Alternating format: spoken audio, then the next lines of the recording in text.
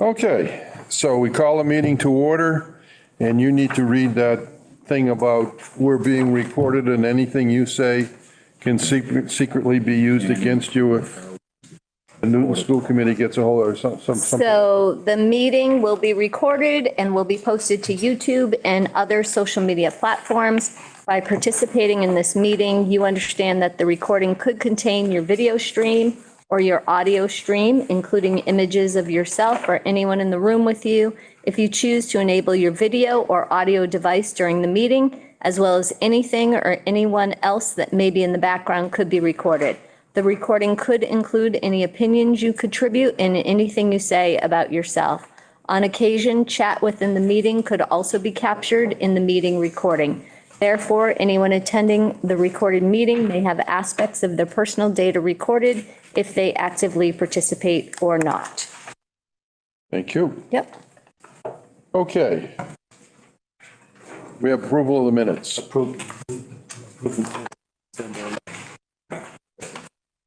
In favor?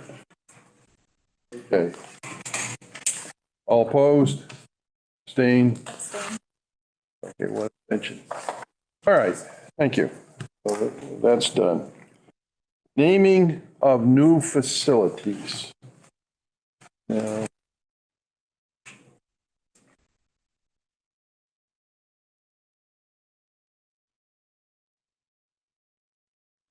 all right. I hope you had a chance to look at this ahead of time. This is very well done. And I think with a little bit of a tweak, I'm fine with it. Lee, why don't you start off? You said you had a comment or two. Yeah, so let's understand some of this. There are a couple of the things I really haven't put in to discuss. So remember early on, we talked about authority, et cetera, and I don't think we can say that we have exclusive authority over everything because we don't own, obviously, the schools we lease. So I tried to play a middle ground. So that's why I said has the authority to name or rename school facilities or portions thereof subject to applicable laws and regulations. If there's any issue, I want to make sure we have a seat at the table. So I think to come out and say, okay, I have the authority to do this. The argument would be control the buildings. Our kids are in the buildings. It's for educational purposes. We should have a say essentially in anything that would go on in the building. That would be the argument. From a legal point of view, I couldn't, I can't sit here and say, yeah, we have exclusive right to that. But at least we have a talking point. For the purposes of this policy, school district facilities are defined as all school buildings, interior portions, grounds, or portions of grounds under the control of the QRSD. This also includes subsections of existing structures, facilities such as classrooms, auditoriums, or gymnasiums. And I'm sure there are probably a couple other things I could throw in there, but that gets to the point of anything that goes on, we're gonna come in on. And if anybody, as we go along, if you all have some other words, if you agree, disagree, you want to talk about it, let's do it, because that's why it's a draft. I'm not saying I'm holding to all of this, but I think it's, at least for now, it seems like the best we can put together. And to me, it was important for the next paragraph. We're mindful that school facilities may serve many generations of students. Thus, assigning names around should be done sparingly so that naming opportunities are available for future generations. The QRSD School Committee is also appreciative of situations where emotion surrounding an event can promote a demand for a quick naming action. Therefore, the QRSD School Committee will establish a timeline in this policy of no sooner than X years after the service of a living person or X years from the death of an individual. Some places they would not name after anybody living. So, and they were explicit of that in their policy. Others said, well, living, but timelines were different. For a living person, they had like a longer timeline. One said 10 years. For people who have passed away, a number of them said 5 years, a couple said 3 years, another number said 1 year. So I don't know I don't know. What are thoughts on this? Number one, do we do we dichotomize, living and dead, so we consider both? Or do we just want to go posthumously? That's something of a consideration, both for this subcommittee and then when we go to full committee too. So, any thoughts or ideas or? I would encourage our administrators to chime in too, because they all have sort of places within their buildings that are named after people. So I just want to make sure they know they're welcome to. Yes, they are welcome to attend, yes. I don't know as number of years is really much of a critical factor. You think about Maureen Marshall. You want to name something after her, or Corey Trask or something like that. We have to wait 10 years because they're living. We have to wait 5 years. I think that maybe on your list of qualifications here, that might be another one, is how long since they've left the district. But it doesn't seem to me somebody is 75 years old or 80 years old, young pups, or that needs to be much of a factor. Now, I know you were quoting because that was in other ones you looked at. Right, yeah. But it doesn't seem to me to be much of a critical issue. I think we should have a minimum though, whether it's the same for both or 2 years maybe or or something. one. I mean, I say, I don't know, I think of, and the part in the paragraph that I put in, where a motion can come in and really, something can happen where people are like, okay, let's do this. I mean, way back when, I guess, one thing for me is I think of when Kennedy was assassinated.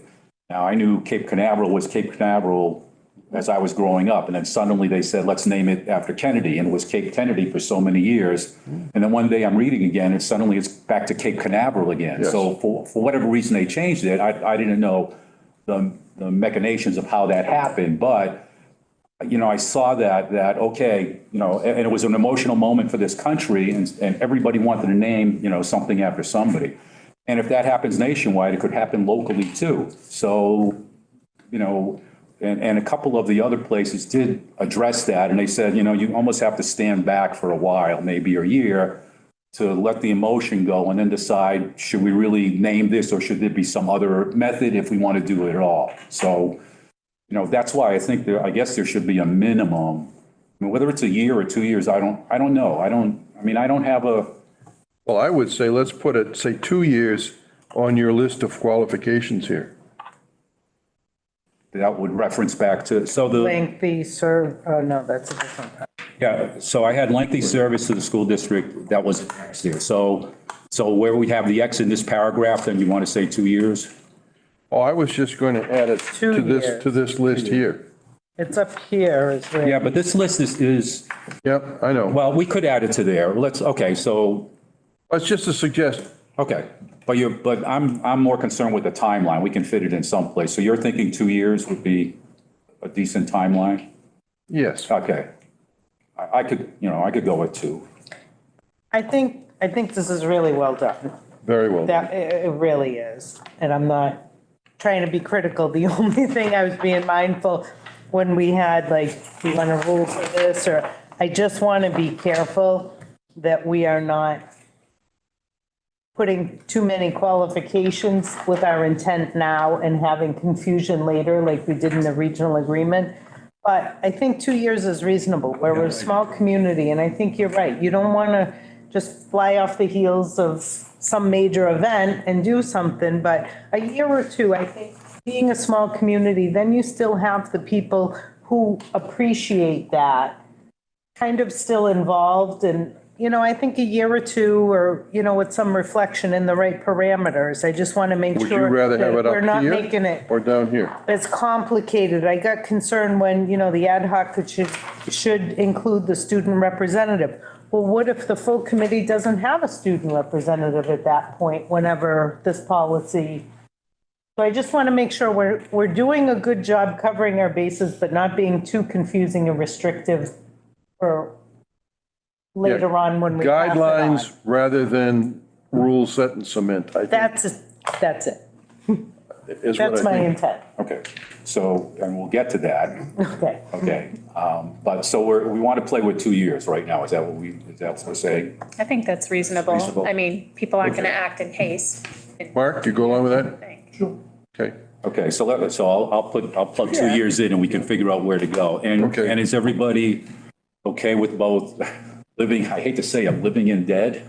Yeah, I think Is that, so. you know, Sure. I mean, a couple of these places were very specific. No living people were going to have anything named after them. So I just want to make sure we're in on There that. had to be a story behind that. And there's also people that feel like nothing should be named. No, you're right. Oh, I mean, yeah. there are many There are people, some 'cause once you start doing that, Yep. you're leaving this person out or that person. No, you're right. You're right. That and, Well, you know, I mean, and you I've, get into, well, can I sponsor this building or, you know, and then are we naming buildings for sponsor? So, Right. yeah, I Right. mean, what's But- our intent? But to your point also, there are some that specifically said if there's a naming, facilities, athletic facilities, et cetera, will not be considered. I mean, some blanketed, this is off limits. Right. Some even said buildings are off limits, you know, classrooms okay, but that, you know, so, Yeah. yeah, I mean, you could do, that's the whole point of this. Whatever we feel is best we can do, that's what we want to do. If it's open to, you know, all of this stuff, fine. If it's, and even if the buildings, I think, are more specific. And even if we wanted to dichotomize and say, okay, if you want to do a building, you know, maybe you need to do this and this. Whereas if you want to do a classroom or you know, an entryway or something like that, it could be a lesser amount. But I didn't want to get into that, at least on this. Yeah, But it's yeah. just something, you know, obviously it's something to think about. well, this covers it nicely, I think, in either case. Dead or alive, Yeah. Okay. contribution. So do you want to leave the same 2 years for that then? Oh, yeah, well, yeah, I would think so unless. I would. Okay, I mean, you could do longer. Then, okay, so upon receipt of a naming proposal, the QRSD School Committee will create an ad hoc naming subcommittee to consider the proposal, which is, I figured the chair would do anyway, and that's what we would do. Proposal must initially be supported by the signatures of X amount of individuals who reside within the district. Now, we do have 2 proposals that have come, you know, before us essentially. I think, and there was no specific number. I think one has like 38. Colleen, do you remember? Yeah, I think. Yeah, I mean, they were like the 38, 48. Yeah. They were in that area. So, I mean, I don't want us to like dummy down to that if that's the case. I want us to think like, okay, what logically would be a goodly amount of people? And we're talking the district, so that's, you know, 5 towns. Even if it's something that was pointed, let's say something happened in New Braintree, it would still be the district that if New Braintree people said, well, we want to get 40 signatures, you know, they could go all around the district to get them. So, I mean, in my head, I thought 50, but once again, that's kind of. Sounds good. 50. But you don't want to make it easy. no. No, I'm know. thinking it takes 25. And if their Us to intent get is on the to get it, ballot. they're going to work Yeah, hard to right. get it. Right. That's Can where I- anyone submit a petition? I thought I have someplace here, if I didn't say it, I was going to say it has to be a resident of the Quabbin region. But I don't, maybe. No, It doesn't say that. Of individuals who reside within the district. Okay, good. You got that. Okay. All right, so we'll block in 50 for that. just a X. minute. Everybody comfortable with 50? Yes. You guys up there? See him. They're out looking for carrot cake. Yeah, they're probably having a, Okay, 50 it is. Okay. Be passive aggressive. Carrot cake ever. Proposal should also include a narrative as to why the said individual should be considered for a naming, and a written request should specify why this particular name would fit this particular facility or part of the facility. So it's kind of a 2-prong. Number one, why do you want this person? And if you're requesting, you know, something on the roof or something like that, why? Why the roof? Why this should be the roof? Why not? You know. So to me, I think that covers it. But if anybody thinks that something should be added in that paragraph, either now or later, you know, I'm happy to add something. Oh, I think that's good. Okay. And then I thought I'd throw this in. A couple places had it. An offer of financial contribution to the school district may accompany the naming request. However, financial considerations alone do not obligate the QRSD school committee to consider a naming request. I mean, That's good. I'm still thinking of that, thinking Worcester, where somebody donated $500,000 and said, yeah, but it's, you know. Contingent you need to upon- do something, name it whatever school it is, something like that. And on one hand, they could use the money and they could do a lot, you know, of resources. But on the other hand, do you bend to do that and say, yeah, we'll name it just because we need the money? So I think it's just good to have that in there. It could be somebody who was considered an absolute total political kook. Right. Which would then segue into the consideration, to warrant consideration for a naming the nominee should meet. I had X of the following criteria, but, you know, Dick, you had a different approach. I think. Yeah, I think these are very good. But I don't know if we want to say 7 is the magic number or 5 is the magic number.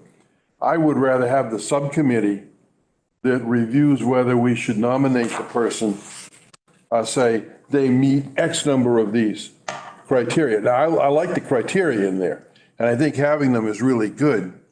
But I don't know as we can say, this is enough and that isn't, or How whatever. about the following criteria will be used Yeah, to measure, to assess. The to assess appropriateness. the appropriateness of the naming. Okay, yeah, I can add something like that. Could I make a suggestion? Sure. Only because we're talking about naming things within the school district. Are there things on here that you must meet this criteria? Because the only reason I'm saying that is because it feels like, I don't know, maybe people feel differently, but if we include lengthy service to the school district, you know we're going to either get staff members, school committee members, things like that. But if we check off others,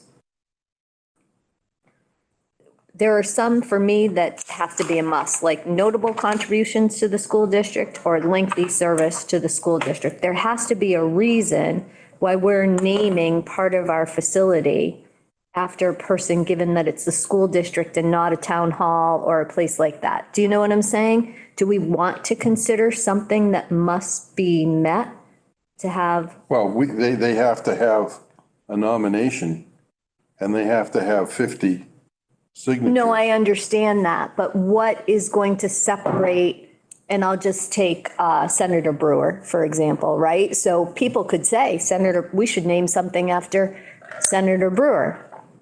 And maybe we should, and I mean, no I would offense support to that. Senator Brewer, but, What criteria? and so whoever the next person is that maybe is involved in the town of Barry, but maybe not as closely related to the school. Do we want to separate that or not? It's just something I'm thinking about.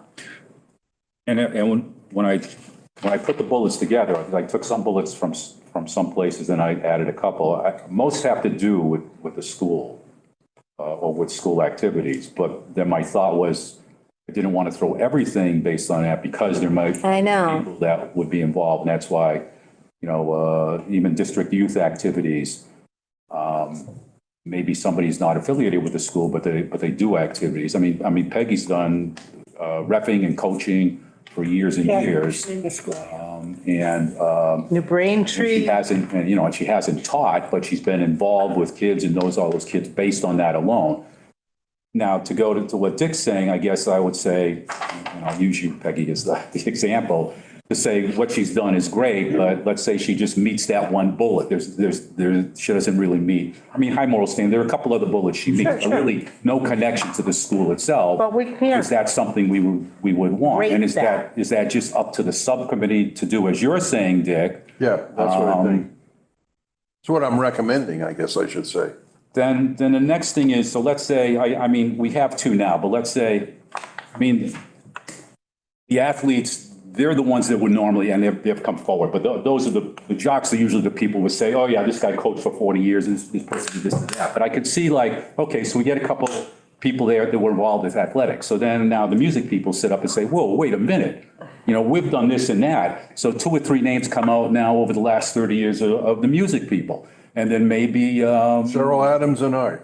Yeah. well, I know, that's what I mean. So then you have this whole Okay, so you have like, now you start having a whole list of things. How do you guarantee the continuity of the subcommittee looking through these bullets? I mean, if they take two bullets and say, well, these are so great, we only need these two bullets for one, but then let's say another comes up and it's like, well, you know, they need four bullets, but we don't think they're as good maybe as the two bullets. I mean, we get into a juggling match there. I mean, that's what I want to avoid. I want to. Some type of scoring mechanism, do we lay that out for them? Yep. I'm going to go back to what Colleen said and kind of tailed of it with what you just say. Are there some things that are have-tos that must be the basic stuff that they have, the ones you said, You Colleen? must meet You these, must meet these in terms of your and association. these are recommended. Yeah, you must Bonus meet these. points or something. Yeah, as far as your association with the district and the school system. And these others might be the determinant factors. It could be Right. this is the basics. You've got to have an association with the QRSD district in some profound and meaningful way. And then, okay, so you're going to have to assume that they have high moral character. I mean, that's a given. How do you judge that? How do you rank? Right. Like, I might think you're the most moral person I know, but Dr. Allen may have a different opinion. Oh, So but he that's needs to not base it, something you no, can, but it's not opinion. He needs to base his opinion on something. just I mean, because if he 50 says, people signed a letter? no, if he says, well, 2 years ago, this person was brought because they sold somebody's property and it wasn't their property, or 5 years ago, they were found doing this and they were reprimanded for it. That's not good moral character. Right. I mean, you need something, I can't just sit here and I know, say, but well, I don't think this the guy ad has hoc good moral isn't- character. Judge and I jury. don't. And I'm sure they could find something good or bad. I know. Anybody's There will be a lot more on the internet over the years, right? Yeah, John part of Kennedy, you mentioned that's a Yeah. good example. Yeah. Right. We all thought he was terrific, and we learned over time he's a little bit less terrific than we thought. Yeah. I mean, reputation comes into play, and that's almost like a community, it will probably be a community thing. So does reputation go to moral character? I mean, are you leaving that, do we leave that to the subcommittee? And then, of course, Yes. coming forward to the full committee, because the full committee is still the one that votes on this. Yeah, well, I've been on the committee 50 years, and they've been good people, always, always. I think we need to have some confidence that 10 years from now or 20 years from now I may still be on the committee, I'm not sure, but still, they'll be good people. And they will apply this gives them guidelines for their analysis. I have a question I had asked this earlier, of the buildings that we have and things that have been named already. Right. Are they all educators or, How are they? how are they affiliated? What do we have now?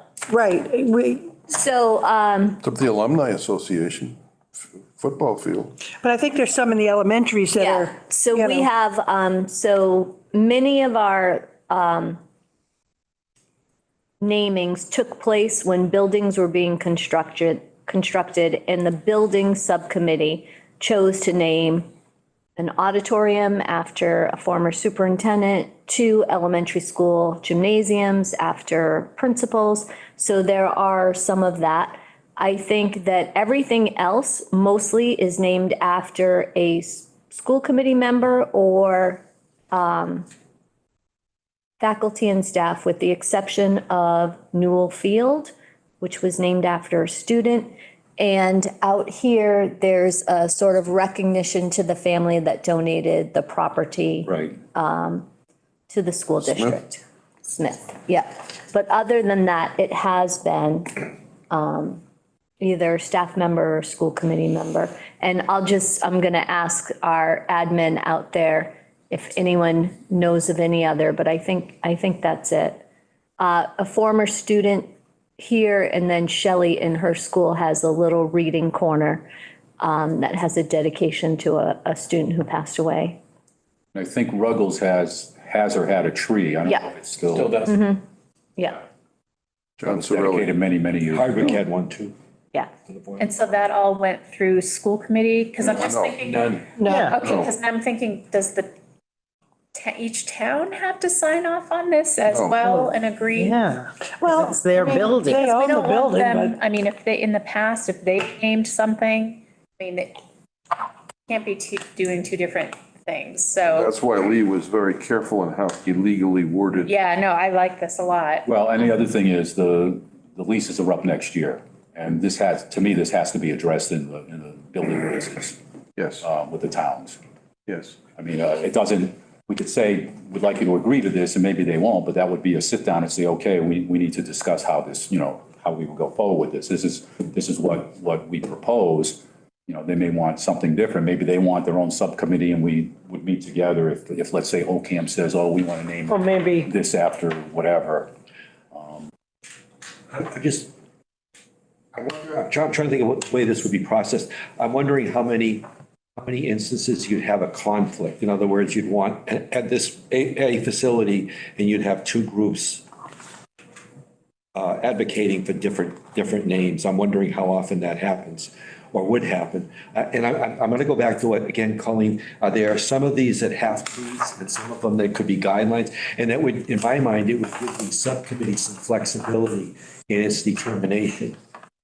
Whether you want to give that kind of flexibility to the subcommittee or not is another thing. But in terms of a discussion, That's why I think guidelines rather than rules have to be followed. The bullets after like going after five, like there's lengthy service to the school district. And I just had X years because I didn't really pick a number.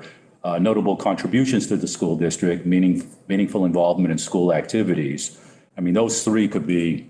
have to. And we could, I mean, there could be we could throw others in school related wise. I mean, I like I say, these were kind of what I sort of gathered in my readings.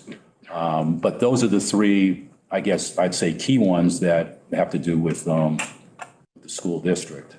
Well, yeah, and I think they're good, but I still would leave them as a list of options that the subcommittee goes through. Maybe there's somebody, well, like the Newell boy. He was killed as a student here. I don't think anybody would object to something named after him. His parents donated the insurance money they got for him to the school. That's why we have Newell Field. See, I think all of those, greater or lesser, and just leave to the subcommittee to address as they feel is appropriate in that instance.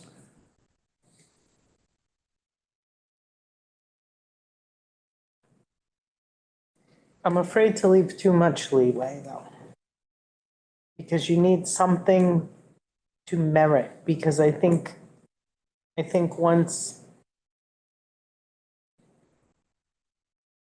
there's many students that have passed, right? So, it's, what's the criteria? Just because somebody comes forward, or we only have so many options over the years? Well, his And father we was- want to make sure that we're not being hasty in making our decisions. And so I want to That's what make sure 2 years that, is- yeah. 2 years is good. But the Newell boy, his father was a longtime teacher here, very well respected. No, like They you said, I donated the mean, insurance money to the school. All of those, I think, how do you weight them? I mean, that the boy didn't have a contribution to the school, other than he was a decent kid and a student. That's why, If you change the word contribution or change the idea of contribution more to be a member of the Quabbin community or the school or impact or community, something. a member of, as opposed to a contribution to. It would leave it open. I mean, if the person was a member of and made a contribution to, that would be fine, but. But then say Steve Brewer, if you wanted to do him, somebody wanted to do him. I guess he his was, criteria wouldn't be met under all of right. these That's right. parameters, but he might be a good candidate, yeah, I think so. Well, the problem, I mean, we could come up with many Sure. candidates but we only have so many options throughout the school, and it should Yeah, I'm be not a firm something believer that's meaningful, I think. It isn't something in our normal course that we do all the time. Right, It's something right. meaningful. So we want to make sure we're doing a good job to word it. There should so be that hurdles. There should be intent- hurdles. Yeah. Yes. Yeah. And if it's a community member, like, or someone who contributed to the community in general, like Steve Brewer, the facility down here is named after him. Right. That, I'm going back to what Colleen said about separating the potential namings to, if it's a school, then it should be a school-related, a person related to the school in some way, who was once a community member. It could have been a custodian, it could have been a former superintendent, but related to the school system in some way, so that there's a recognition that that person contributed to the Quabbin community in some way. So I think Lee's lengthy service, I think that's an important bullet then. Yes. But not one that would preclude somebody like a Steve Brewer. No, it wouldn't preclude, but it would carry weight. I mean, A lot of weight. And that's what I think Colleen is saying, is that, maybe some of these bullets should have a circle around so that, Must have they have a these, greater weight. and these are recommended. You know what, I wouldn't even use the word recommended, I'd say considered. Just, I would leave it, I would give if it's going to be an option for the subcommittee to decide, then I think it would be part of their deliberation. And at the end of it, if there's anybody that questions it, the committee decided that this was the best. It's almost like a job interview. I mean, I don't know, Colleen, when you interview somebody, a candidate for a job, and you have 5 candidates and 4 don't pass muster, do you tell them why they didn't pass muster? Always, if you interview with me. But I'm wondering if we're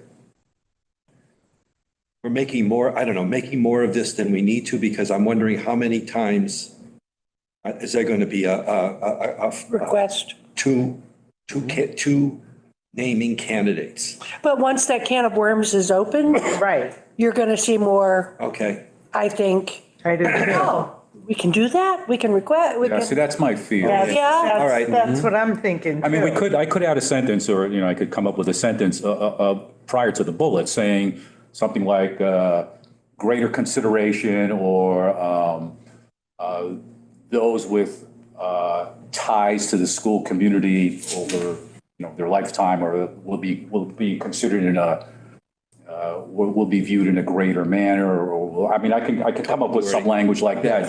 That I think would be fine. Just in the preface here, and then keep the bullets as they are. Yeah. And at least it gives guidance to say, I could do something that emphasizes Yes. school service versus community service. Yeah, I would support that. Does that sound good? Yeah. I think Okay, that's let's what do we're- that, Lee. All right, so I'll come up with something there.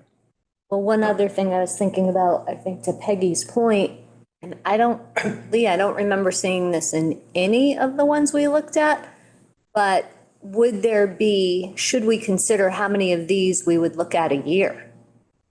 To Deb's point, we only have so many locations. Peggy mentioned, well, if we open this up, we may get more requests than ever before. Should we limit? I don't remember seeing it on anybody's, so. The only timelines I saw were for a couple, and there was one that stood out to me. So they had a timeline. Okay, so their subcommittee would have 60 days, I think they put, to get to the full committee.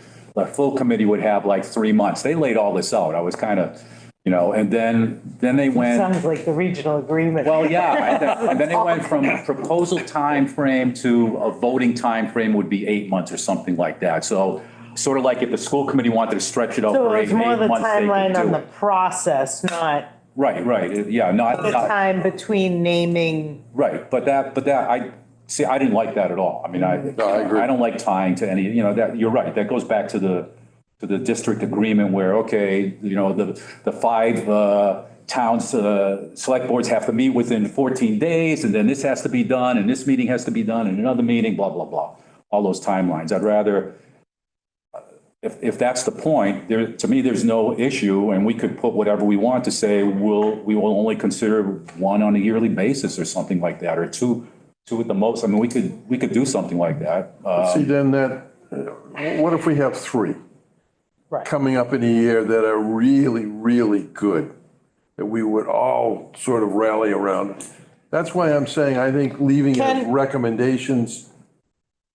Can we put some type of language that this is not a common practice to name, Well, that's why I kind of, in that, that these are We special can leave everything open considerations, to like, naming. See, I'm against naming the buildings.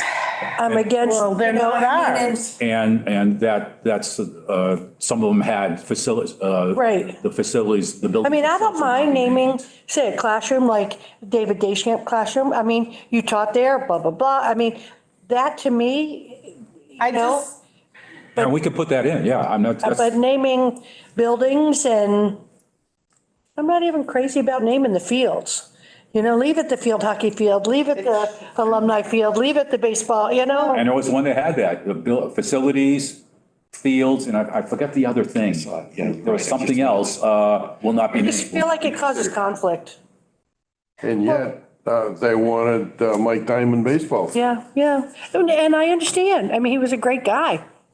there's a Terrific lot of coach. great Put in a lot of people time. that's- You know what? I wish there was another way of advertising it, you know, like we had talked about when we were going to redo the bleachers and over here at Alumni Field, you know, with the construction and everything and putting the thing on the wall to honor the people who gave money kind of thing. I just wish there's another way of, There's one, you know, I see it every morning when I go to Eagle Hill, the Wayne Goddard, there's a Wayne Goddard memorial right by the tennis court there.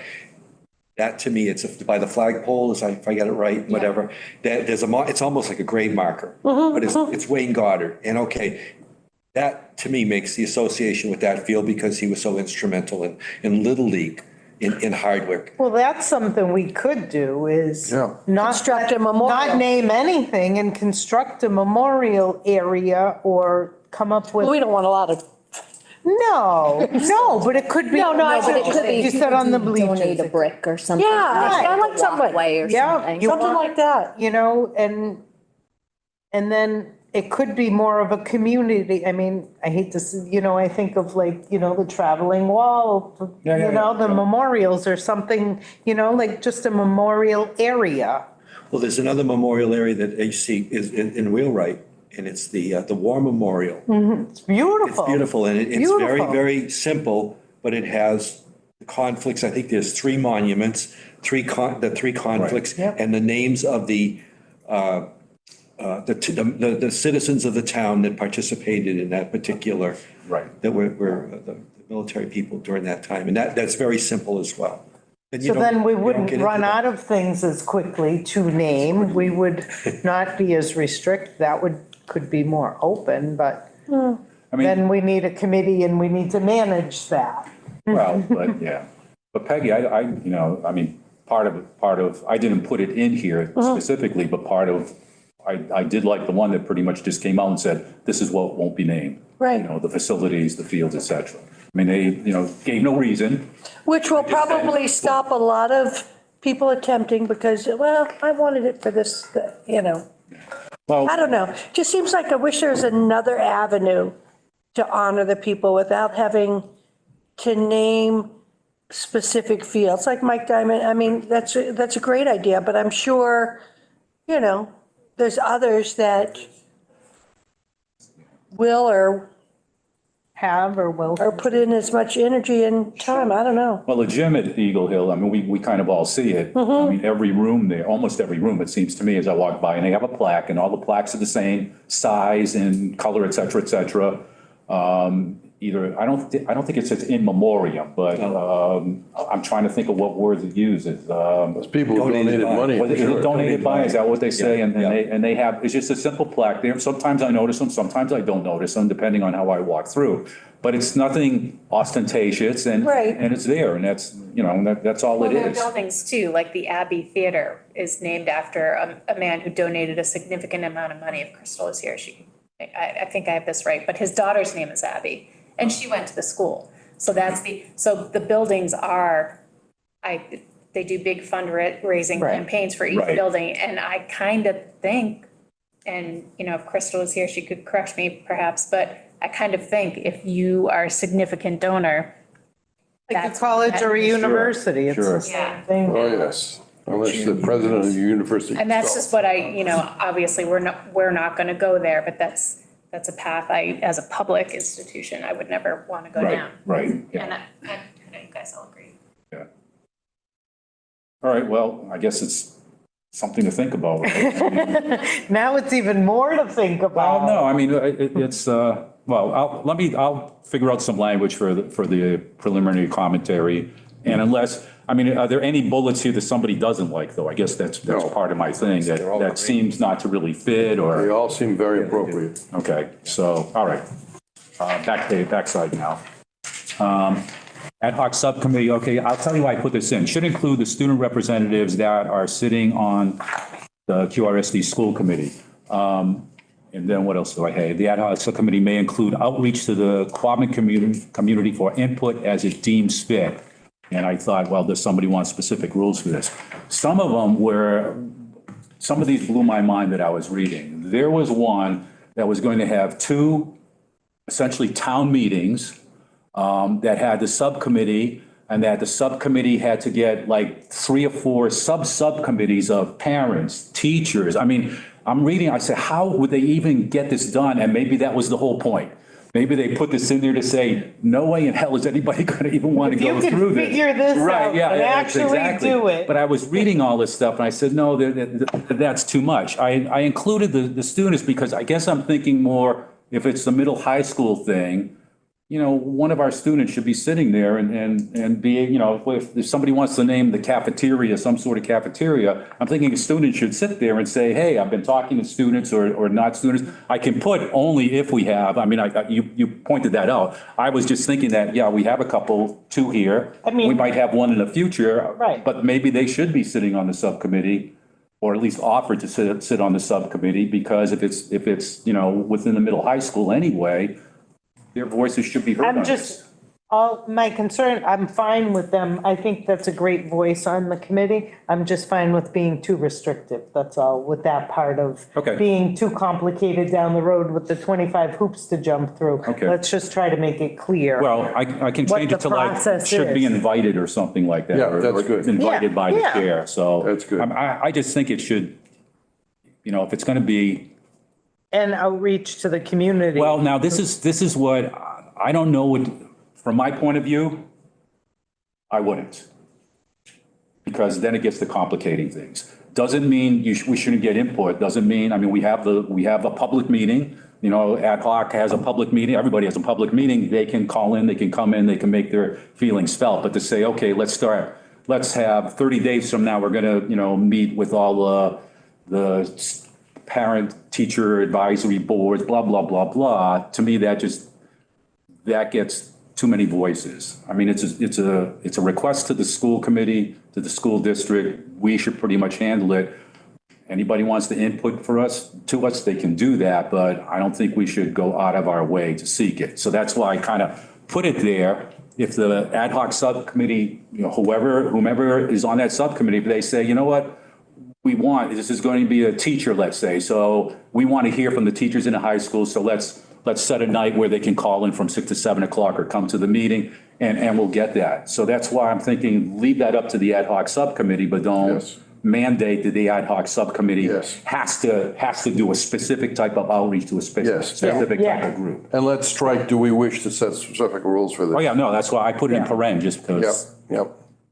No, I agree. I think the public already has an opportunity to chime in on their thoughts via our meeting, the normal process. Well, 50 people have had some interest in it, so hopefully they will sign, yeah. participate in attending the Support it, meetings just- when it's gonna be discussed, Right. right? But If we're having 50 If signatures. wishes were horses, beggars Well, would rise. Yeah, no, but I Then see you your know point. what? No, I Hopefully see the your ad point. hoc committee's gonna realize that they're the only ones really spending all the time talking about it and interested in it, and maybe it's not as important as. They, claim.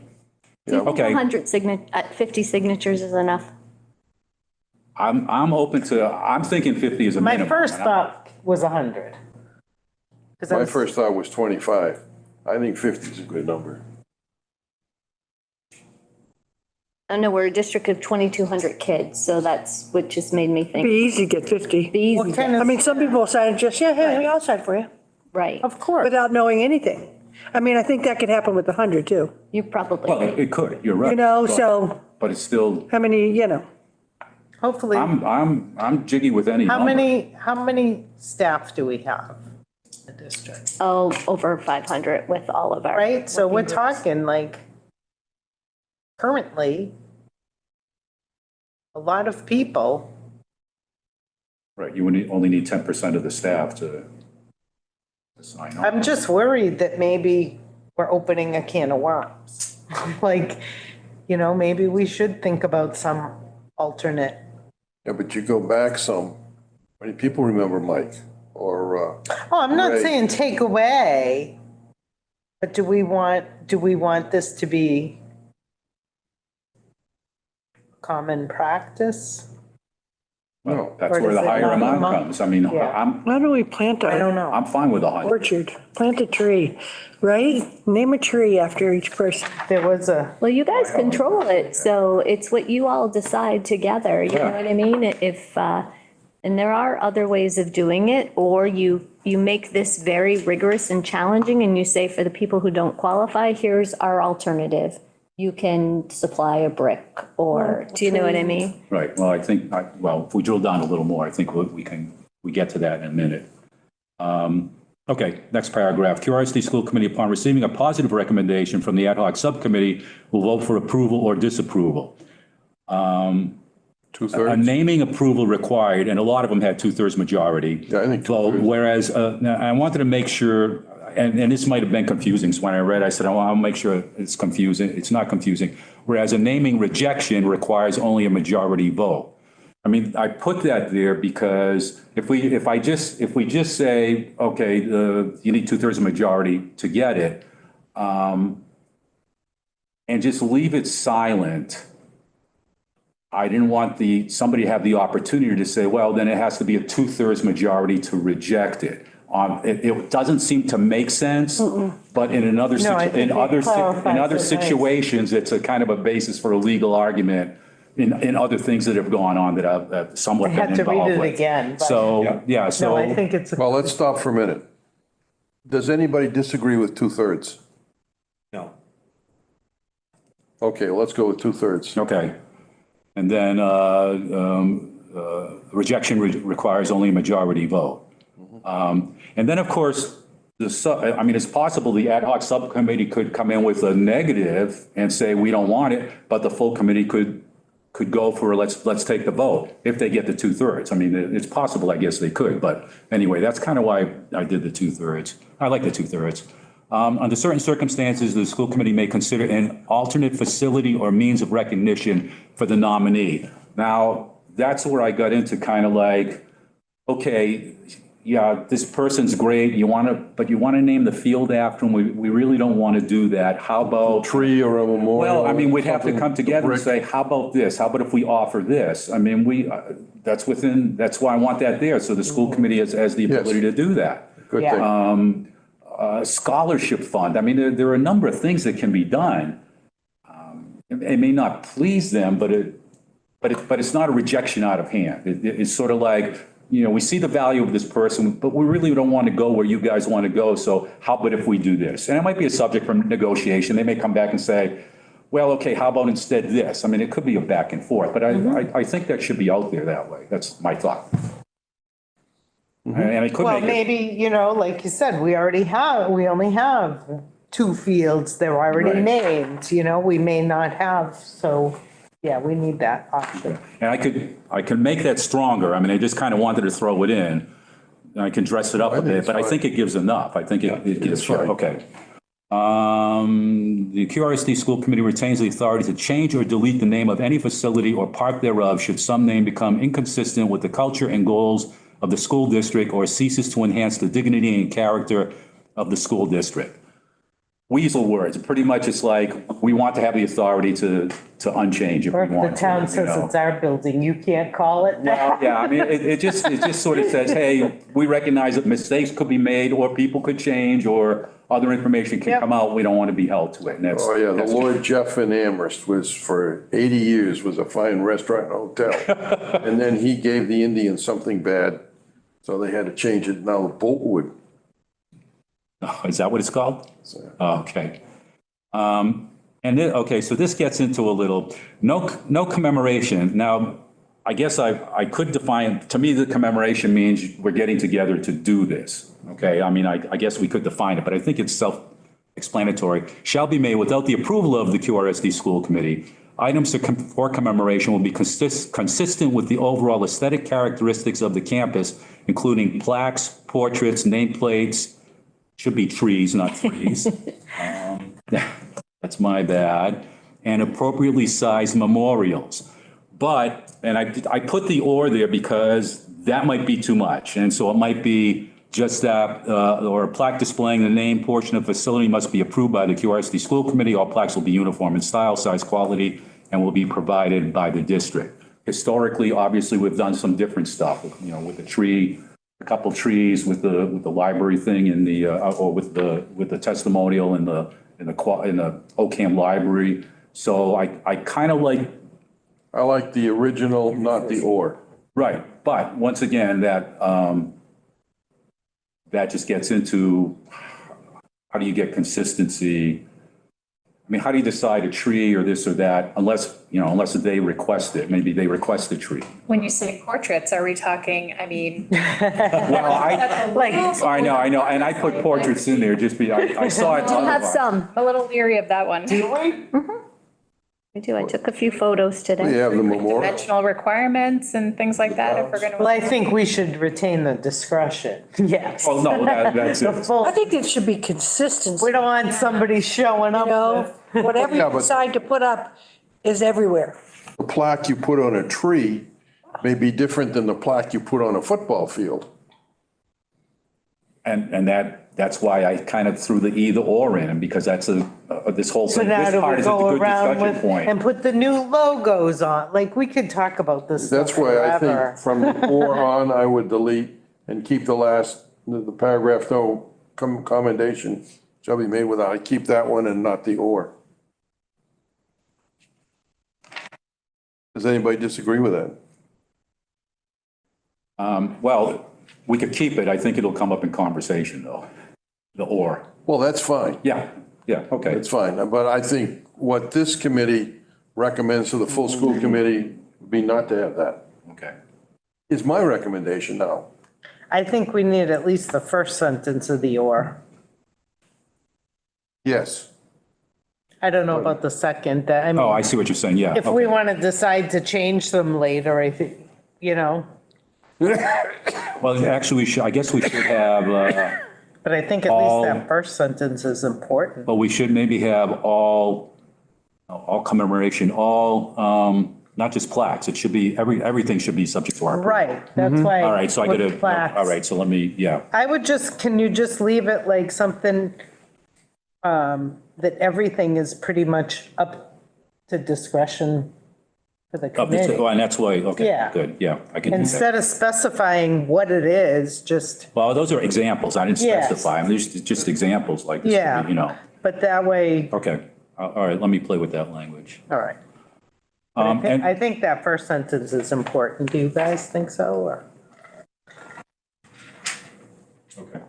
And so one thing I didn't put in, and I don't really have a name for it, I guess I think of it as a cultural timeline imperative. And I view it this way. So Lee Willannon is on the school committee for 30 years, you know, and then it's the choice. Either after that, people say, hey, he did a great job, let's name a classroom after him. Or I drop dead and they say, hey, he did a great job, let's name a classroom after him. So that's fine, you know, family and friends, you know, my both boys are out of Barry, but they may end up back in, who knows? Some relatives and maybe, you know, people around, and that's fine, and they celebrate, and great, Lee's got his classroom named after him. And a few years go by, and that's fine. But let's say 20 years go by now, and people like, okay, the whole new generation is here. Who the hell is Lee Willannon? I mean, maybe not at that point, but even a later point. And relatives at that point, they don't really care. I mean, so who really cares if this classroom outside of the cultural group that I went down with 25 years later, who cares if it's named after Lee Willannon? Now, you may get inertia and it's like, yeah, the plaque's there, what the hell, we'll just leave it there. Or should it be something like, okay, after 25 years, the plaque comes down unless either the school committee at that time says, yeah, let's leave the plaque up. Or on the flip side, their plaques stay up until the school committee after 25 years, any school committee can say, well, let's take the plaque down. I mean, I'm just wondering, do these things need to be permanent? And should we put language in here to say, You can change it. yeah, maybe a school committee should, Tricia has something to say about that. Well, no, I don't really have a lot to say, but just a suggestion, like, it sounds like we're more worried about like the athletic fields and things at Quabbin. And I'm just wondering if the whole school committee has, like, say, for example, New Braintree wants to dedicate it to Peggy Thompson. Is it up to the whole school committee to just Yes. to make that determination, or is it just the New Braintree person? Whole And then school maybe you committee. just say, nothing's dedicated to anyone, and like the alumni field is the alumni field. and that's an option. That is obviously an option. But Because it's going like around, I mean, I walked around today, there's people that are dedicated to things, and it worked while they were there, but they're not there. So I think you have to either put a time limit on, or you have to make it like it's alumni field, it's this field, because when you start naming it for specific people, then we're running into what you're talking about right now. right, no, that's part of the And point. that's why I like the memorial area. Something. I don't know if that's the right Some way to go, but I just hate naming things. Because I don't think, nothing against the person that they want to name it for, but there's probably 5 people that they could name that for that are equally, And I don't think you need to wait 25 years before those people are saying who is. Oh, I just threw 25 No, out really, there. I mean, I hate We to. won't forget you. Because actually, I'd like to change Quabbin Regional School District to Tricia Worthington School District. Right, right. For how long? 25 30 years. 38 years. Duncan Stewart Memorial Principal's Office.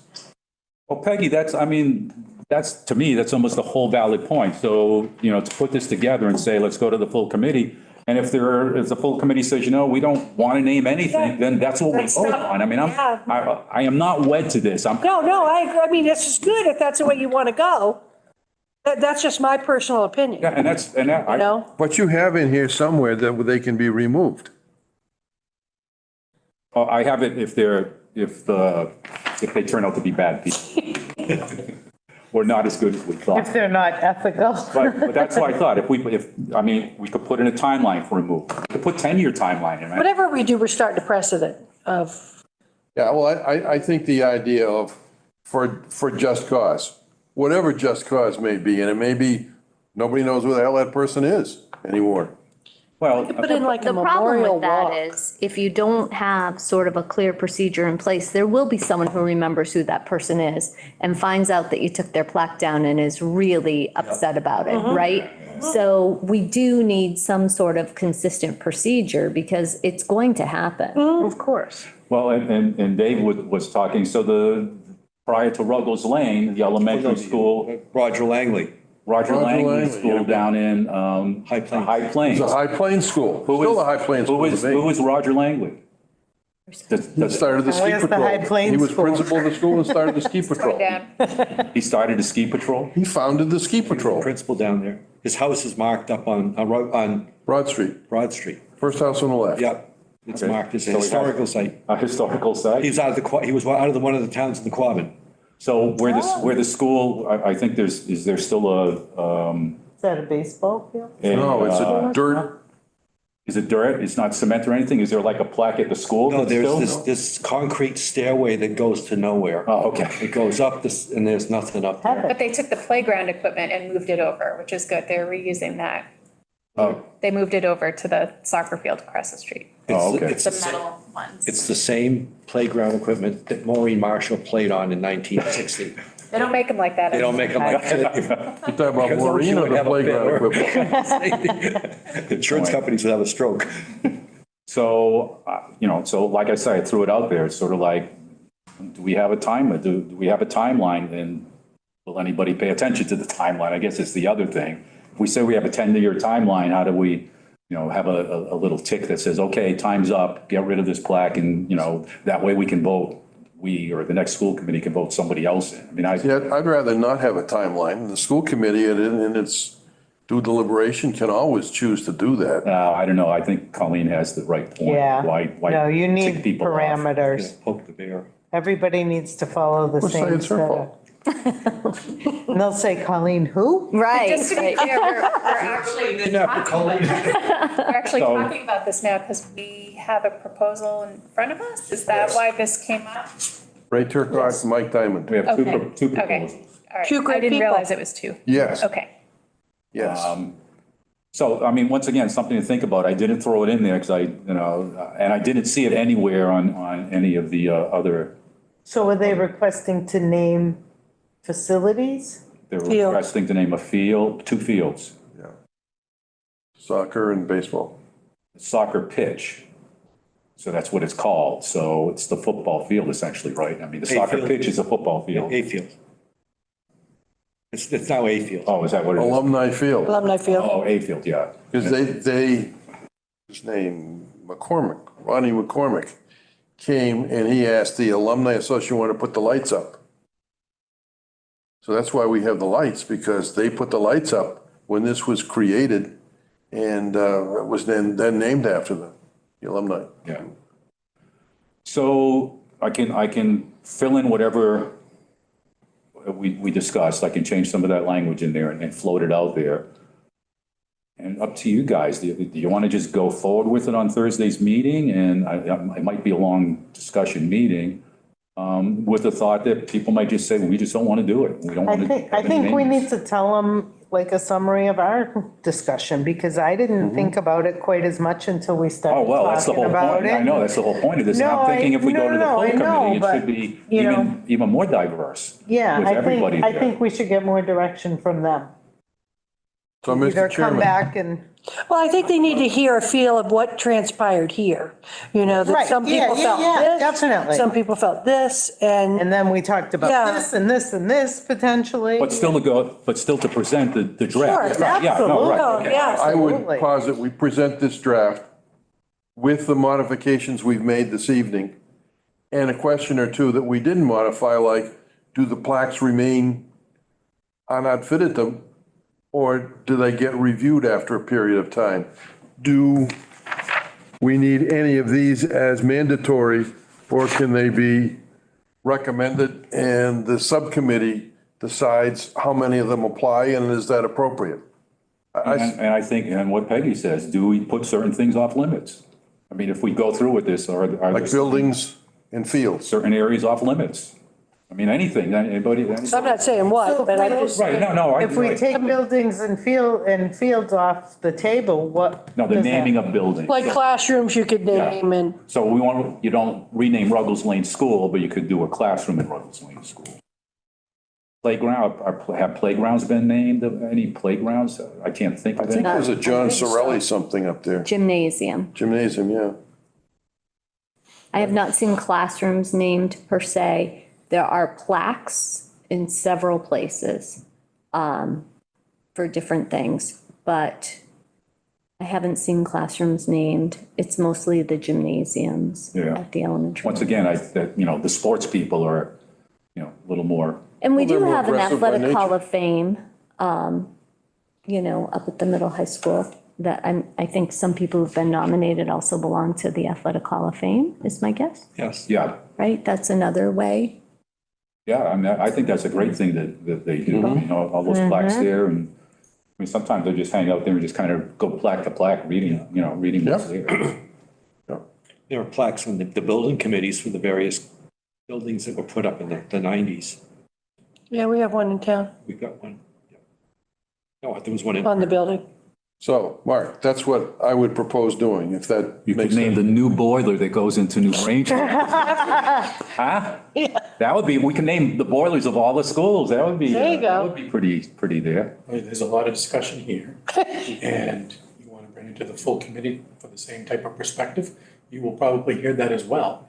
And then you'll know if it's either, going to have to go back to committee to work it, or go from there, because you have, so you brought up quite a few issues without determinations.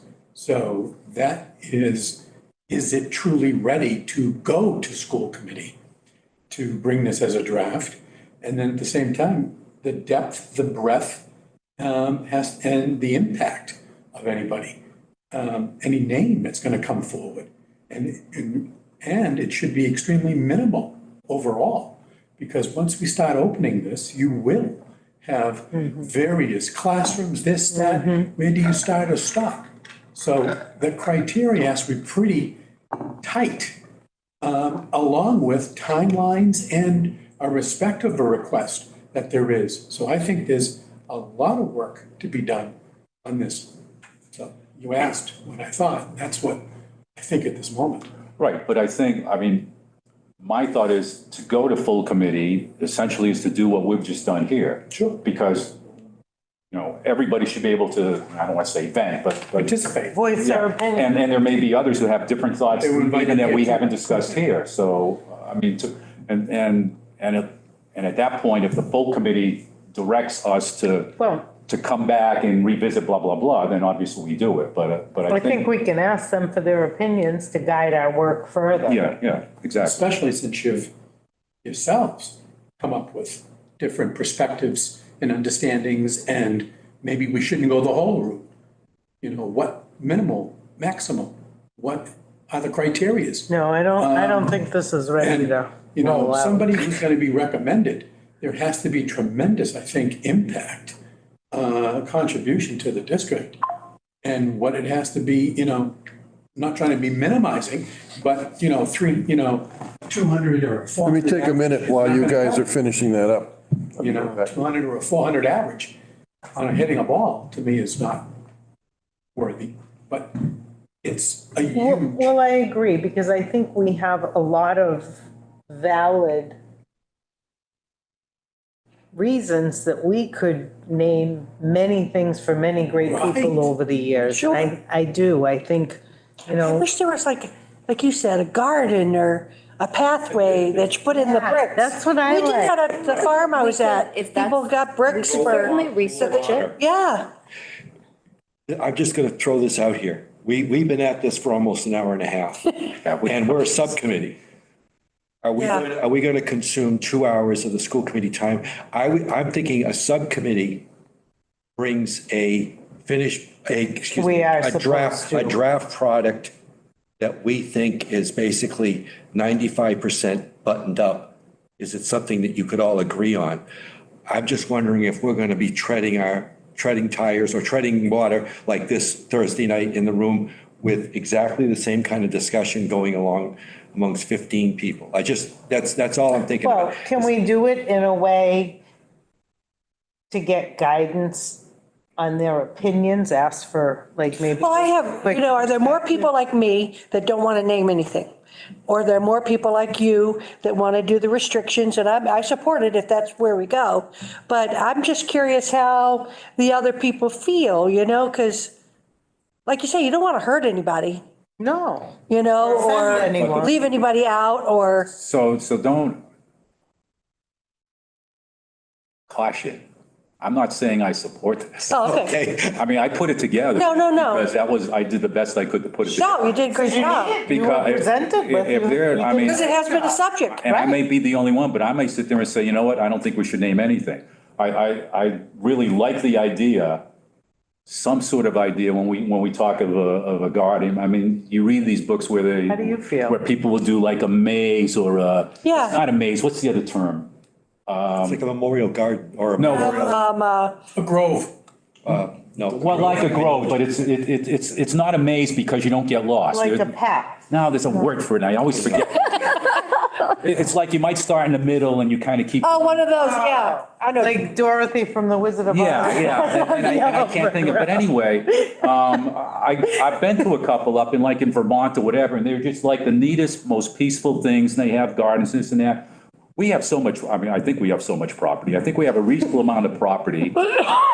We could do that. We could draft get some of the kids, our students, who would probably love to do something like this. Design and. You know, and what, you know, adults too, Could whatever. be an annual capstone for the upkeep. Well, it could be. Because we do need perpetual Well, just the maintenance design of part, it. just the design part could be like students who want to put something together, you know, combine horticulture and geometry, et cetera, and then not so much stone memorials, but like the bricks or a cobblestone or whatever like that with a name in it. I mean, I think that's a great idea. I mean, I really do. I think, I mean, we did it for people who had donated money at the farm I was at, you know, because it was a nonprofit, but, you know, it's just a pathway and people we bought a could- brick. We could have, they You know? could do something like 5 paths meeting in the middle or something. Or a So you queue. could have like a queue in the middle and have, you know, from each of the elementary schools feeding into, or whatever they come up with. I think, so one thing that I think would be specific is if there's a nomination for an elementary building, that's a- people are going to want it on that property. Right. So we would, whatever we do, we should be Be able to consistent. mimic it at different locations. Can we do that on those properties? That was my, Yes. I think so. I think so too. I mean, I feel like we're on so many different tangents of I this know. whole, Yeah. I mean, does it, this is not my place to ask. you can ask. Just 'cause Superintendent, would you from- please tell us your opinion on this? No, I'm not going to tell you my opinion. But I'm wondering what the opinion of this committee is in the moment, because I do think if you bring it to school committee, they're going to want to know that. And I think what you're seeking is you want to bring it to school committee so you know, do we need to continue to do the work on this, or do people feel differently, and how do we move forward? So, Because that will open up a big conversation, Yeah. like you say. Well, it should. I mean, Right. I would hope, I'd be disappointed if it didn't. exactly, yep.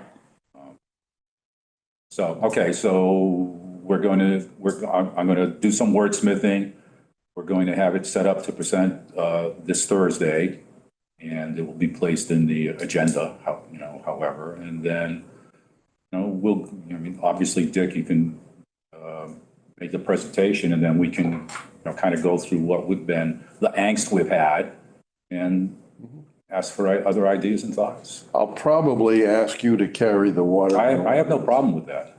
Yeah, 'cause I think you've done the research presentation. This draft is very, very good. And I think, you've done the most thinking on this. Yeah, I've done a lot of thinking on it. I know you have. So I'll give the overview and then ask you to help out with that. Okay. Are you good with that, Mark? Sure. Okay.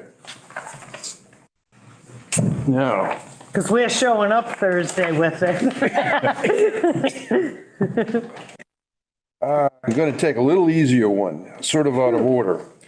Discussion of consent agenda at full committee meetings. Oh, this is a good one. Oh, I think this is terrific. The only, I think that if the superintendent and the chairman and/or the superintendent and the chair and vice chair agree this is the consent agenda, it gets put on the agenda as the consent agenda. The regular items. Yeah. You weren't at the training. So like regular, like minutes, give me some other examples. Colleen. Subcommittee, so subcommittee reports, it could be warrants, if the warrants are spelled out, we said, right? A bunch of things that we'd all agree on would be 14-0 or 15-0 or whatever. And rather than having to read it and vote it On and get the each roll call on each and every one, we say, we're all going to agree on these. So I'm for that. But if, like, you notice there was something in the minutes, you can read off and say, hold the minutes, and then we can not agree on that, but then agree on all the other things in And then one go go. back. Any then committee go member back can and talk pull on it. any item out of Right. that You could put a hold to talk. if they wish, but otherwise we say, we're going to agree on these 7 things and just vote them as a blop. That's what we did at town meeting last year. Yes. Correct. Do that too. And they say. Hubbardston School does. budget, Select they board say does school it budget now. whole. All right, let's break that down. We got to get Pathfinder here and here. Okay, so we agree on that. Yes. We consent to the consent. Okay. Do we need to vote on that? No. Acclamation. Yes. School, now this might be a little bit more, school committee operating protocols. This also was in the training thing. And the presenter was, I think, Neshoba, right? From the Neshoba School Committee? Shobit's Tech. Neshoba Tech. And she said they had protocols that the committee reviewed. And I believe what we thought was this would be excellent for new members to the committee to see this. And it kind of lays out the committee, what it does. Mr. Brophy is the chairman of the subcommittee for this particular item, so he could probably, he's here for that. I'm here just to vote for it, but thank you, Dave. We met last week. We had the training on the 25th, and we kind of liked from the committee, the training. We talked about the operating protocols, and you mentioned, oh, it'd be nice to bring it to the Policy Review Reform Committee in February. So last week, the superintendent, Jessica, myself, and Dave, we met and looked at and put together to try to coordinate a operating protocol kind of outline for us. Not only to talk about, conduct of business, but who we are. It doesn't give the depth and breadth of everything, but it gives an outline of how we conduct our business, what we're about, not only for new members, but it gives the protocol for us to establish what we think is good business practice. So not only does it give a little bit of a scope on conduct business, the responsibilities, staying on track and dealing with our purpose. So I don't have what you have. I had what we worked on last week, and we thought we just did a great job of looking at about a half dozen different operating protocols, and we spent about a little over an hour. Like I said, the superintendent, Jess, Dave, and I, to be able to come up with what we thought was a working operating protocol draft to give to the subcommittee, not to call this a JMM or a protocol of the school, of the policy, the district manual, in the manual, because this is really our operating norms as ourselves, as a body politic. And that we can revisit when we need to at any time. And it kind of, the bullets or the headlines, the headings speaks for themselves. So I wanted you to be aware of not only the role of conduct, but how we serve, how the meetings work, and our decisions. We also will eventually put together a handbook that we'll put as a draft and also maybe share with the policy committee as well.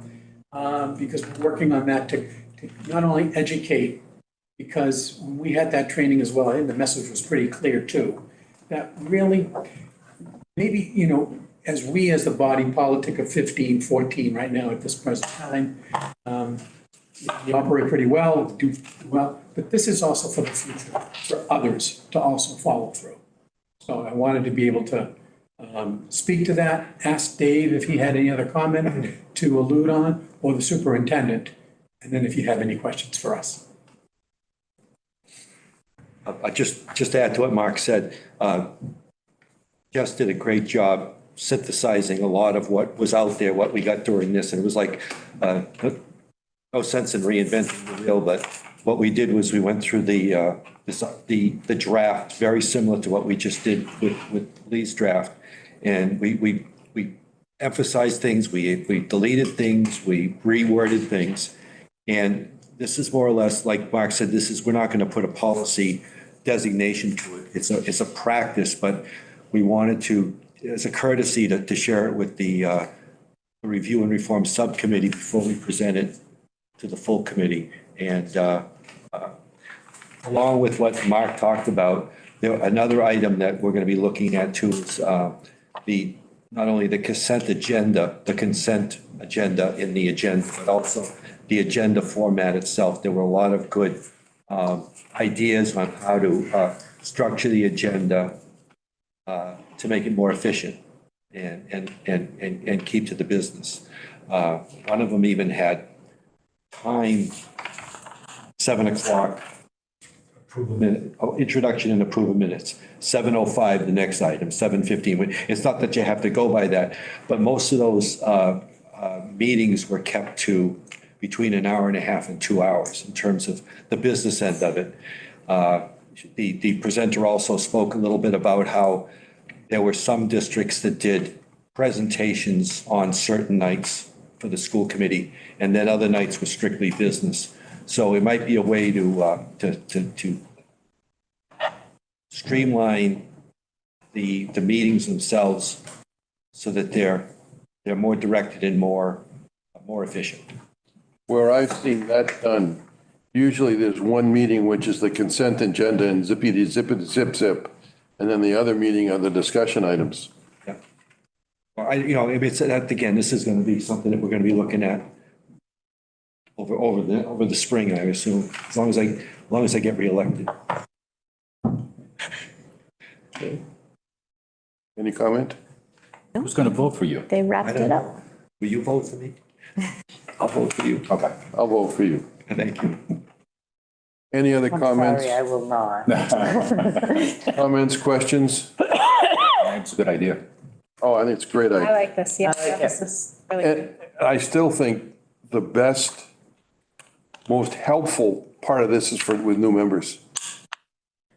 And now, that's what we kind of realized is I don't know that we're doing a good job onboarding, and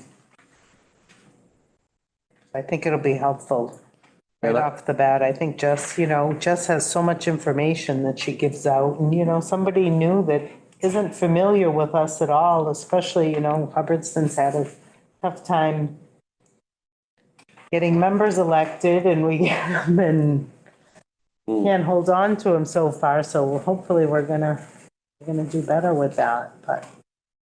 The only comment I would make, and it really doesn't pertain directly, but how do we make our decisions? The thing that stuck in my mind, this is 40 years ago, Roy Rossi. Did anybody here know Roy Rossi? You did, okay. Wonderful fellow, was on the school committee probably 10 or 12 years with me. He said, well, and I think this applies to any public servant, anybody sitting on any of the boards in town. You listen to everything and then you do what's right. In essence, that's what you have said here too. You listen to everything and then you do what's right. That is the best, most concise description I've ever heard of what those of us on these boards should do. Okay, so you're going to present that If, Thursday. yes, and I hope that the policy review committee supports this.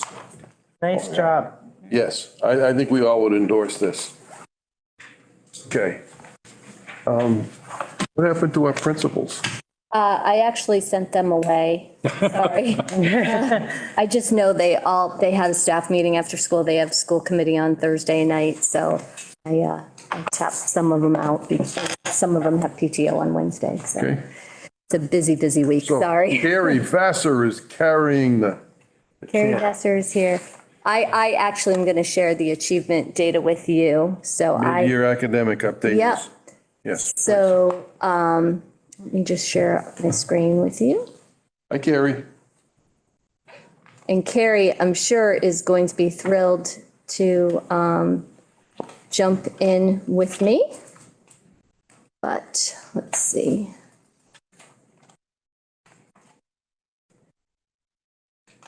Carrie, it's so long since I used PowerPoint. Where am I? There it is. Okay. Slide.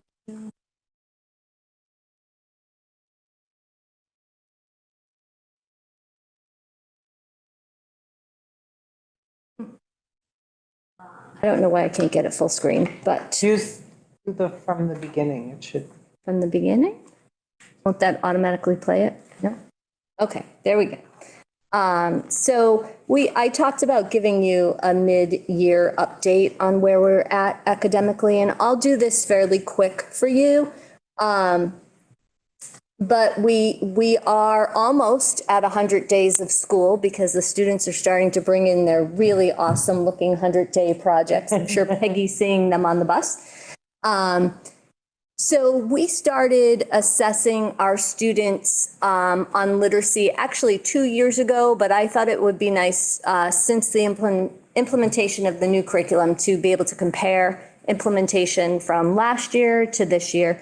So what I've given you are really the overall literacy scores, and what this means is we assess all the components of reading, including comprehension, as well as phonological awareness, decoding, encoding, things like that. So that's kind of all rolled into one. You will see more progress if I were to break down the subtests for you, but I thought this would give you an overall picture. So the red is what we're hoping to see. Those are students who are performing at or above grade level for this time of year. We give this benchmark 3 times a year. The pink is sort of strategic. They're showing some risk that they may not be readers by 3rd grade. And the hot pink is intensive, meaning they need intensive intervention and support to be on track to be readers by the time they reach 3rd grade or at the end of the year. You'll see that. Hot pink, I think, is in the middle and the purple's up top probably, right? So the hot pink is strategic and the purple is intensive. So we want the band of red to be greater and we want the band of purple especially to be smaller. And remember that the kids in pink they're kind of our swing kids. Those are the kids who are trying to move up to the red, but sometimes they fall back to the purple. The percentages? And the numbers are the percentages, yep. So you can see that last year we made great gains in kindergarten. So by the end of kindergarten, at the start of the year, 34% of the kids were on track. And by the end of kindergarten, the spring, 76% of our students were on track. I note this year that the kids came in a little bit stronger. So there's 38% of our students that came in on track, but already at the mid-year, we're up to 73% of our students performing with low risk. They're showing that they will likely be readers. So first, and this is district-wide, this is not by school, this is all of our schools combined. So you'll see in 1st grade that same thing last year, they started with 52% on track and they grew to 69% on track. You'll notice between fall and winter in 1st grade, the benchmarks change over each assessment period, I should say. And so you see last year, there was some growth between fall and winter, but it wasn't huge, right? And this year, between fall and winter, we actually see a decrease in our at-risk students and an increase for our intensive. But I can tell you that I dug into the data, and that is because we've had a change of students. So remember, we get move-ins and students move out. So that's what's impacting this number in particular. But we will be paying attention to this and we'll be working with our 1st grade teachers on strategies to help. And Carrie, you jump in at any time. So we're going to move on to 2nd grade. And so with 2nd grade, you'll see at the last fall, 55% on track. They ended the year at 69%.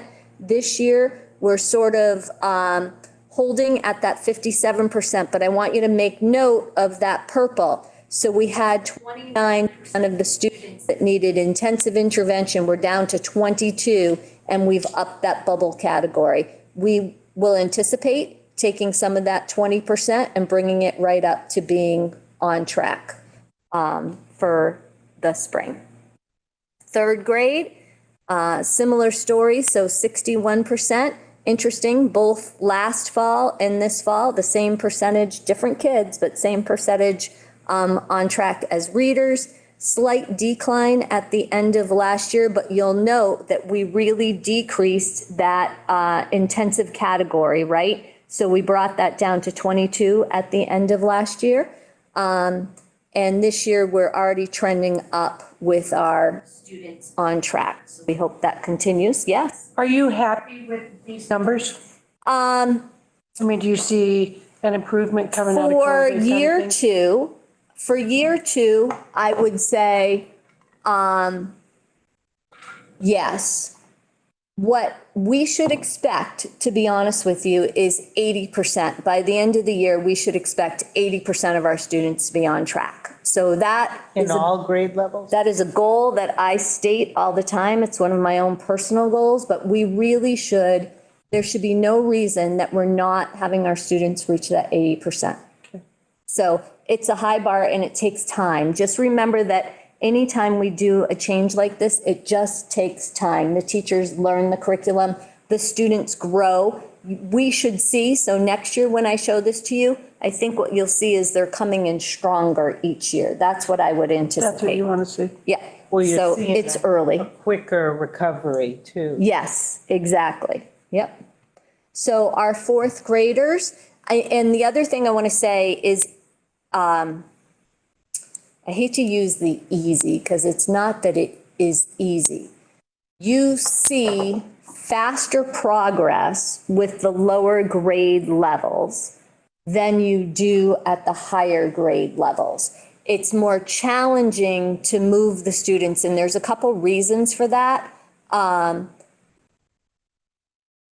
One is that sort of when they're younger, they're blank slates, right? And so we're growing them exponentially faster.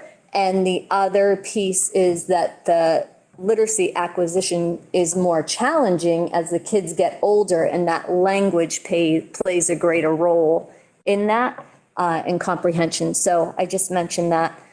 So our fourth graders last year came in with 50% being on track to be readers. This year, 58 on track to be readers. And I don't know why my numbers didn't carry over in the middle, sorry, but you can see that, right now we're paying attention to that intensive and strategic group across our fourth graders. Well, we're already better in the winter. Oh, no, I just read the numbers. So for fifth grade, 49% came in as being on level. They ended the year with 54%. This year we started at 47, and Huge gains, we've got some, up to 48. yeah, we've got some work to do. Purple's much bigger. Yeah, and sometimes it is the move in, move outs, to be honest with you. Sixth grade, so this is one of the reasons I really wanted to show this to you, because we've been really trying to have a focus on our middle school grade levels. We haven't actually had a lot of common assessments in place that we could sort of share with you in this fashion. So this is giving us some data that we can share more holistically with you. So you'll remember they had some intervention in place last year. 53% of the students started being low risk. We ended the year with 63%. I would anticipate, I hope, over time that we see that growth continue. And you'll see they didn't have a lot of significant changes mid-year last year either. So we're hoping that with the interventions we're putting in place by the end of the year, we're going to see that 49% grow as well. These are the areas that I think are very interesting. So in seventh grade last year, we assessed the students at the end of the year. So they had not been assessed using this particular measure before. So at the end of the year in spring of 23, only 42% of our students showed that they were on track to meet their reading benchmarks by the end of the year. Now, this is a different group of kids. This is sixth graders who had intervention last year coming into seventh grade this year, fall of 23. 61% of our students scored as being on track to reach their benchmarks for the end of the year. So I'm going to go back to sixth grade. They ended the year, spring of '23, with 63% of the students being on track to be readers. You hear that thing about the summer slide all the time, right? We should feel pretty good that they started the year at 61% being on track to be readers. And again, one of the challenging pieces with this particular assessment is they do these short passage reads, and some of them are more challenging than others. They're all supposed to be uniformed in difficulty, but I can tell you they're not. So sometimes we see grade levels that get stuck in the winter because of those passages. So the reliability isn't particularly good. Well, it is because they test them, but Well, if you don't get the same, you can see certain grade levels. So they test them and the results are reliable in that everybody dips a little bit in mid-year. Does that make sense? So what you do is once you learn the assessments, you can sort of make some adjustments based on that. But eighth grade, we have not used these measures with eighth grade before. So this is new to us. We did it in the fall with them. 54% of the students show that they're on track to be readers. At the midway point, we have not, you'll remember that we don't have an intervention block in eighth grade because we didn't get that passed through with the contract.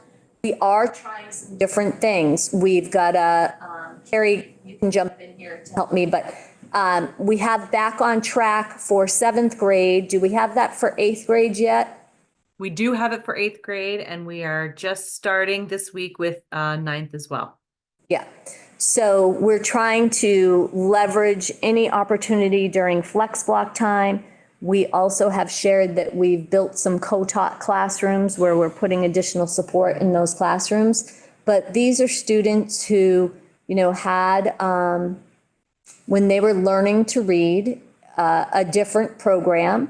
They also, are impacted by COVID, so on and so forth. So we've got a lot of ground to make up. That's one of the reasons I'm sharing these with you, because it's our reality. But I think, we just need to keep looking at these and having a focus and know that we need to our goal is to get to that 80%. I would share too that one of the things we started doing the testing this year, but one of the shifts we're just now starting to see are our seventh and eighth grade teachers aren't used to paying attention to this data. This is new to them, but it's starting to shift the conversations around their planning and how they think about their classrooms and what they're doing with kids. So, I am hopeful that this will make a difference. Some of we had a snow day, unfortunately, on the last day that they were supposed to have data meetings, but for the grade levels, we are holding data meetings where the teachers are meeting together and they're looking at the academics of their students so that they can plan for small groups and have people to support the kids, coming in, thinking about reading in the content areas. We're just starting to sort of get that underway, and it's gaining some traction. The idea of the back on track room is just that, to be honest with you. If students haven't turned their homework or if they just need someone to help them a little bit with an assignment, a teacher can send a message and say, I'm going to send student A down for the back on track room, and this is what they need to work on.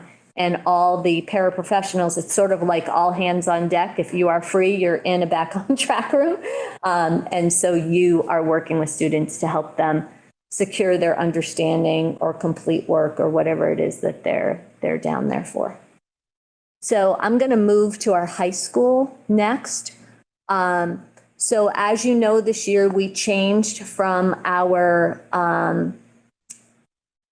5-period day to a 7-drop-1 schedule. So there are 6 periods in the day with rotation and dropping 1 class each day. Carrie has been working on a survey to send out to our students and staff, thinking about what are the impacts of this change of schedule. So we've heard some different things. Some kids, it's funny, every student I come across, I ask them about how the schedule's working for them. And I've heard as much positive as I have concern, actually maybe a little more positive than concern, to be honest with you. So what the students share is many of them like it because they like having something sort of like a different start and experience each day. It feels fresh to them. So I think they are enjoying that. Many have said when they first started the schedule, it was difficult to learn, how that drop worked. But on the concern side, we've heard some concern that students were managing 5 classes previously, and now they're managing 7 classes. And they don't have a study hall. They've got our flex block, but we consistently do the SEL lessons on Wednesdays, and on Fridays are our clubs and activities. So, and staff has shared, additional, yes, it's great because of this, and no, we worry about that. So to formalize that, we're going to put a survey out to our kids and to our staff. And so what we looked at for high school level was we looked at course failure rates. That's something that we do every year. One of the reasons we shifted to the schedule was that it would allow students to have the same teacher over the course of the year. So at this point, we're through Q1 and Q2. Some electives that run a half year are finished, but if you're in a full year course, you've completed Q1, Q2, and you'll complete the next 2 quarters in the spring. So based on the number of classes, because remember before students could only take 5 and now they can take 7.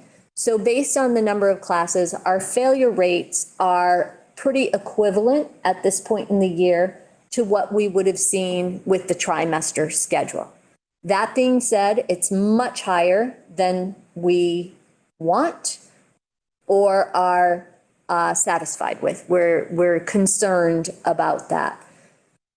Last year, if you remember, over the summer, we did a credit recovery program. So we told students if you failed the course, you could come basically to summer school, you could make it up, and we would give you credit for your course if you showed competency. The challenge is that at this point in the year, after 2 quarters, we have some students that we're very worried about that we need to kind of get back on track so they don't end up failing at the end of the year and needing summer school. We don't want to wait till the end of the year. We're thinking if we could offer some sort of intervention now, that it could help them solidify their understanding in their content area. Now, I don't know if we'll be able to do it. Well, I do know we won't be able to do it for every class we offer, but we'll be able to focus on probably English and math and get some of those things. So we have a meeting on Wednesday, but some of the ideas that are floating out there are to have some after school sessions, some Saturday sessions where the kids can come. The other thing that we can do is if they attend these sessions and they have chronic absenteeism, we can give them credit. DESE is allowing students to make up their days by doing this.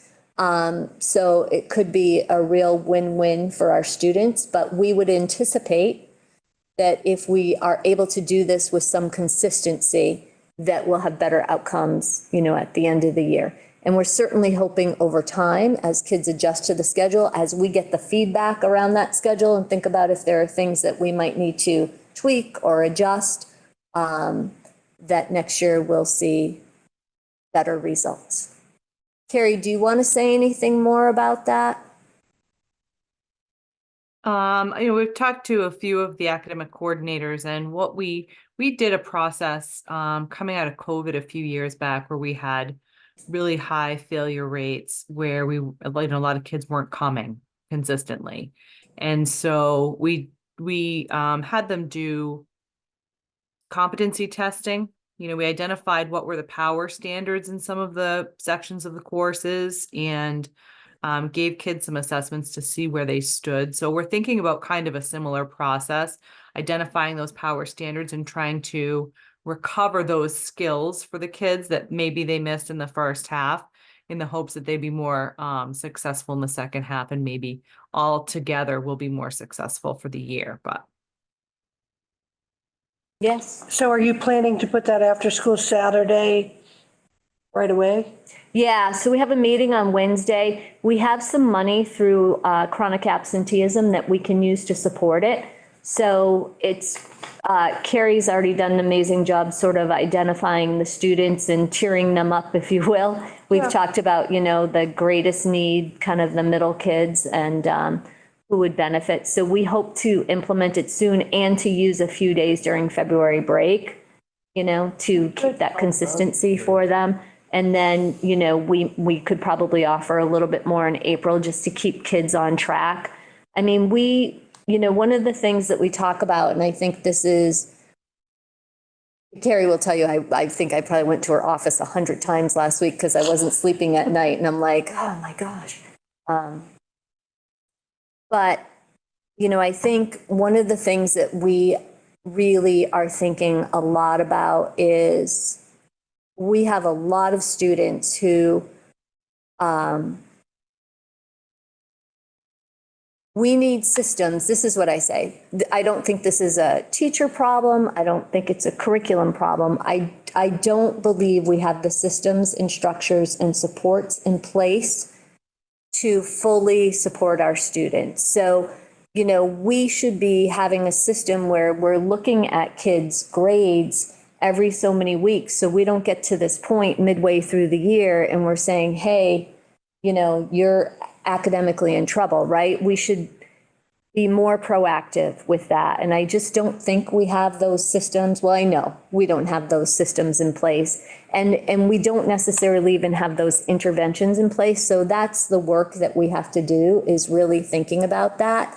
And I think that, there are sort of parents who are strong advocates, but we have dozens of students that don't have that same advocacy. And we're really looking at our students and we're saying, gosh, we're realizing that some of these students are in this pattern and who is raising them up. You know what I mean? So that's just one of the I sleepless think the nights. age is also probably, Yeah. it's more, they're more independent and the parents aren't as involved maybe as academically as they get older until the report card comes out and, everybody's surprised. And, So- and our goal is to make them independent and to be able to advocate for themselves. But really, freshmen don't come in being able to do that, right? And so I think just being thoughtful about that support rather than just, here you go. And Do you think it'll be, I'm sorry, no, do you think it'll be difficult for them to stay after or come on Saturday? I don't know. And we do have the vans. I'll for drive some if you need it, Well, but- thank you for that, because we do have the vans for transportation. good. And I think we just have to put it all out there. If you remember, we spent an extreme amount on transportation over the summer, just because we had so many students. But hopefully, a Saturday might be easier for parents because maybe Yeah. some of them won't be working. And if they could stay right after school, then it's Or the just a buddy pickup. system or something, yeah. Or, yeah. I know we used to have the buses that would go out to the towns, so we will do a survey to see what we can do to support them to make that happen. I think one of the phenomenons that happens in the high school that we're seeing right now too is if you think about that reading data, and you saw as the kids got older, the challenges seem to have increased. I think the programs that we had in place, when these high school students were younger, were not as strong. Plus the impact of the epidemic, I think they have some academic gaps and they have some social and emotional gaps that I think we're seeing in this data. Any other committee member questions or comments? Nice to see this being addressed this way. This is Well- probably the most critical Yep, presentation we've had all year. yep. So I'm going to be honest with you. I really, it's important and we have to address it. And it's not something that's bubbled up overnight. No. And I know that you are the ones who get questions from parents, so I want you to have that information. So if someone asks you about something, you know what we're doing to address it. Well, I'd like to pass thanks on to you and Carrie for doing this. And our next meeting is the first Monday in October.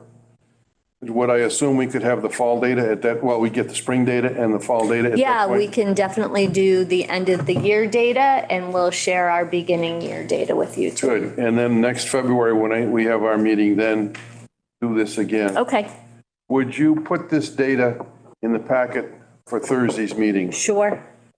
I want to reference this. I think this is really, really close to the Good most, stuff. well, Well, it's so important. We need to know. it's the heart and soul Yeah. of why we're here. The most important, as we all know, is to keep them safe, but Well, and you don't think about what the younger kids are getting as far as rigor, and now the high school, that's true. They didn't get what they got down in the lower grades. We had a lot of students who homeschooled over the pandemic. There's a lot of factors.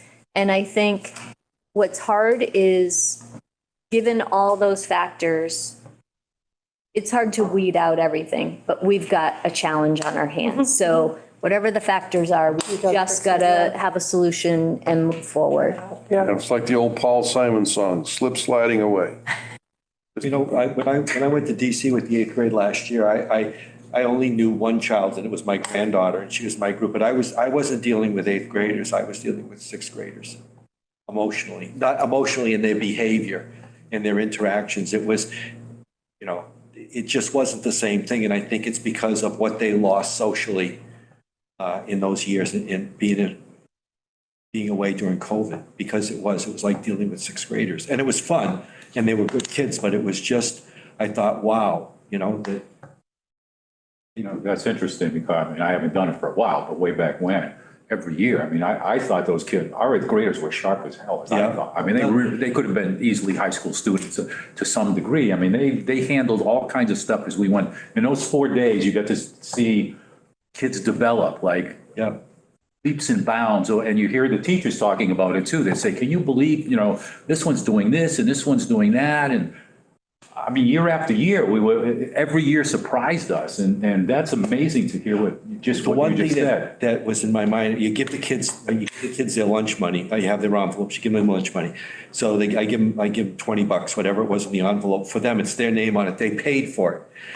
So this boy in my group comes back and he's got $2.35 and he says, here's the change. And I said, that's your money? Well, he said, if I was with Daddy, I would have to give him back the change. And it just struck me, that word daddy, an 8th grader, and giving me back the change. And I said, no, buddy, that's your money. You can keep it and you can do whatever you want with it. But it was like, daddy, I'm thinking, I'll take the compliment, but you don't have to give me back your money. I don't want it back. But it was kind of cute because that's what the 6th grade thing kind of came to mind. Okay, anything else? No, that's, I will look forward to meeting with you, so long as I'm a reappointed chairperson, which I assume, next October, first Monday. okay. Thank you all for coming, and Thank you. Thanks, Carrie. Motion to adjourn. yes, accepted and. Second.